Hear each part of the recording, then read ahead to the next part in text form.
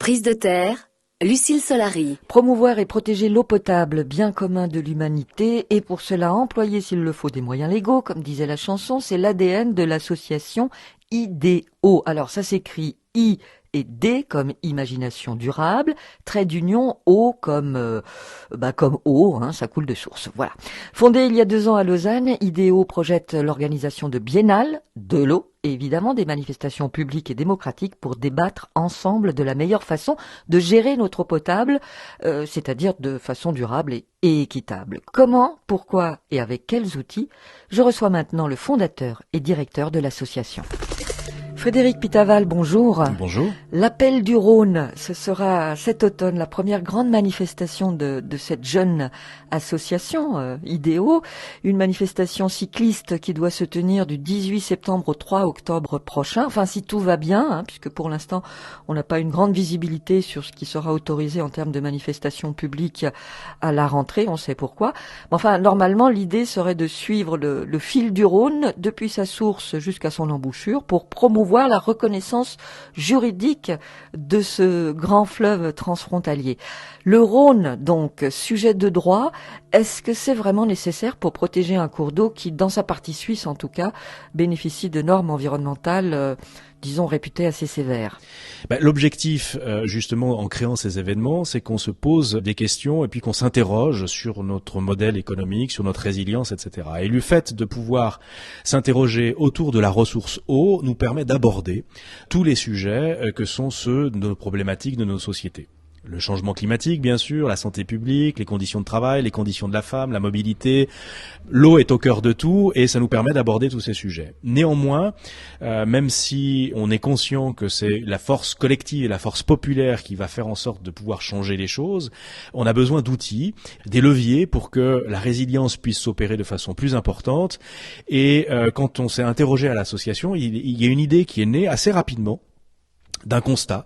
Le constat, c'est que même, comme vous l'avez dit, on a même un arsenal juridique ou des lois en Suisse qui peuvent être assez contraignantes. Néanmoins, on s'aperçoit que le droit international, voire même le droit des nations, n'a pas permis d'enrayer et d'arrêter la crise écologique et la crise climatique dans laquelle nous sommes. Ça veut dire que il y a une lacune quelque part. C'est pas nous qui le disons, on le fait simplement le constat. Il est assez simple, c'est qu'on a un droit qui est basé sur de la réparation et non pas sur de l'anticipation ou de la préservation. Et donc forcément, on peut pas lui demander quelque chose qui n'a pas été construit pour le faire. Et donc ça, c'est un problème. Et quand on est sur la problématique de l'eau, on s'aperçoit, parce qu'on a ouvert au reste du monde, on s'aperçoit qu'il y a le moyen, peut-être, concrètement, de faire changer les choses. Et c'est comme cela qu'en Nouvelle-Zélande, on a pu reconnaître une personnalité juridique à un fleuve. Mais on l'a fait aussi en Inde, avec le Gange, la reconnaissance du Gange, par exemple. C'est fait aussi en Colombie avec le fleuve Atrato. Bref, on s'aperçoit même aux États-Unis tout récemment où on s'aperçoit dans l'État de l'Ohio à Toledo, dans la ville où un référendum a été organisé et 60% de la population qui a participé souhaite la reconnaissance d'une personnalité juridique pour le lac Erie, par exemple. Donc on s'aperçoit bien que entre le constat qu'il y a des lacunes et les choses qui bougent et l'opinion publique qui s'empare de cette problématique-là, qu'il y a quelque chose à faire. Comme notre association, pour nous, organisons des manifestations populaires et qu'on part du principe qu'il n'y a rien qui puisse être réalisé sans la force collective, on s'est dit que finalement nos manifestations pouvaient être le siège de justement s'interroger ici en Europe sur un fleuve emblématique qui est le Rhône, sur lequel le lac Léman, qui est le premier lac d'Europe occidentale, est présent.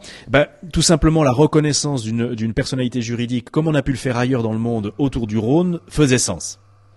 C'est pour cela que notre association, dans le cadre de ces manifestations, a souhaité faire cet appel que l'on est en train de construire, qu'on est en train d'écrire, pour que cela, évidemment, représente les enjeux qui sont les nôtres, ici, en France et en Suisse, pour pouvoir apporter une réponse complémentaire et à s'interroger sur notre droit qui ne nous protège pas, qui ne protège pas actuellement les conditions d'habitat pour les générations futures. À quel échelon, Frédéric Pitaval, souhaitez-vous voir cette reconnaissance juridique? Après tout, le Rhône est un fleuve transnational. Exactement, c'est un fleuve transnational qui nous permet d'aller encore plus loin dans la réflexion sur les droits environnementaux. On a la chance, l'eau est un commun, ce commun est universel, donc la réponse doit être apportée collectivement. Et pour nous, cet appel ne fait pas de différenciation entre d'un côté ce qui pourrait être fait en France et de l'autre ce qui pourrait être fait en Suisse. On est bien conscient que le droit doit évoluer, on est bien conscient que les réponses françaises et les réponses suisses, pour l'instant, ce ne sont pas des droits identiques. Mais j'allais dire, peu importe, on doit trouver des solutions communes, et ce que l'on peut peut-être, en tout cas, faire émerger comme réflexion sur une question qui va poser la question du droit entre deux États, si on prend le Nil, si on prend d'autres fleuves, la question est bien plus importante parce qu'on est sur des fleuves encore plus transnationaux, sur encore plus d'États, avec encore plus d'enjeux, enjeux qui vont être chamboulés, perturbés, amplifiés par le changement climatique. Bref, on est à l'orée d'une réflexion nouvelle. Et donc, cet appel est pour nous le moyen, première étape, d'en débattre, de voir les opportunités, de voir les possibilités et de cheminer sur une réponse à apporter. Et ces réponses, on veut les construire dans les différents événements qui sont les nôtres, et notamment autour d'un événement phare de notre association qui est l'eau en biennale, dans lequel on pourrait à ce moment-là, une fois cet débat populaire réalisé, alors pouvoir rentrer dans des questions plus techniques avec des juristes, avec des anthropologues, avec des utilisateurs, avec évidemment les États et les territoires, parce qu'on a tous à construire cette démarche collectivement. Cela dit, Frédéric Pitaval, cette vision de l'eau potable en tant que bien commun que vous citiez tout à l'heure, cette idée finalement que l'accès à l'eau est un droit humain et universel, elle n'est pas partagée par tout le monde. Il me semble que c'est le patron de Nestlé qui, il y a quelques années, affirmait que selon lui, finalement, l'eau était un bien de consommation comme un autre. Bien de consommation comme un autre, non. Non, c'est pas un bien de consommation. On en voit bien la nécessité. C'est un bien, c'est une ressource qui est vitale. C'est une ressource dont on a la chance d'avoir, qui se recycle, mais elle n'est pas pour autant. C'est pas un commun comme les autres. Alors, on voit bien la financiarisation de tout, la financiarisation de la nature, la financiarisation de l'eau. On en essaye d'en faire profit, et pour autant, la réponse, à notre avis, n'est pas celle-là. Et on n'est pas les seuls. Vous avez vu toutes les initiatives citoyennes européennes de 2012 qui souhaitaient à ce que effectivement l'eau soit reconnue comme un commun et non pas un bien financier. La Slovénie qui a reconnu ce droit dans sa constitution il y a 2 ans. Bref, ce n'est pas une ressource comme les autres. C'est une ressource qui nous est vitale, et c'est pour cela que on a cette chance avec l'eau, c'est que l'opinion publique, la société civile est bienveillante. On est tous conscients qu'elle nous est indispensable, on a tous un rapport intime avec cette ressource, c'est effectivement la vie, elle est vitale, et on n'a rencontré personne, nous, à l'association, qui nous a dit qu'ils avaient envie de la polluer, qu'ils avaient envie de la malmener, qu'ils avaient envie de la gaspiller. Et pour autant, c'est ce que l'on fait tous, chaque jour. Et quand on commence à comprendre cela, effectivement, on s'aperçoit que l'eau n'est pas une ressource comme les autres, et qu'elle n'est pas, c'est en tout cas notre position, à financer. Enfin, je veux dire, voilà, c'est pas un bien sur lequel on peut spéculer. L'eau, bien de consommation, bien commun de l'humanité, voilà peut-être un débat qui sera soulevé en septembre prochain lors de cet appel du Rhône. Et au cœur des discussions, cette notion de statut juridique à accorder aux fleuves. On va discuter en selle, si j'ai bien compris, c'est une manifestation à vélo. Concrètement, comment ça va se passer ? Exactement. En fait, pour parler des différentes problématiques, et elles sont multiples et diverses, changement climatique, santé publique, quand on touche à l'eau, accessibilité, qualité, pesticides, etc., tous ces enjeux-là, finalement, on va pouvoir naturellement les rencontrer et en discuter tout au long des territoires que l'on va croiser lorsque l'on va descendre le Rhône en 16 étapes. L'idée, c'est de rejoindre, par une quinzaine de cyclistes, de partenaires de l'association et de l'association elle-même, les différents territoires qui constituent finalement ce Rhône tout au long de sa descente, de façon festive, de façon populaire, discuter de ces enjeux finalement importants.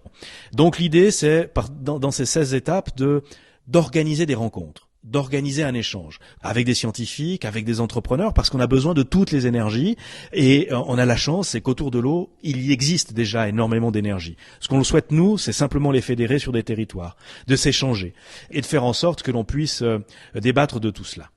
Alors, je reviens à l'aspect concret des choses. Comment ça se passe ? D'où on part ? Avec qui ? Comment on s'inscrit ? Qui peut participer ?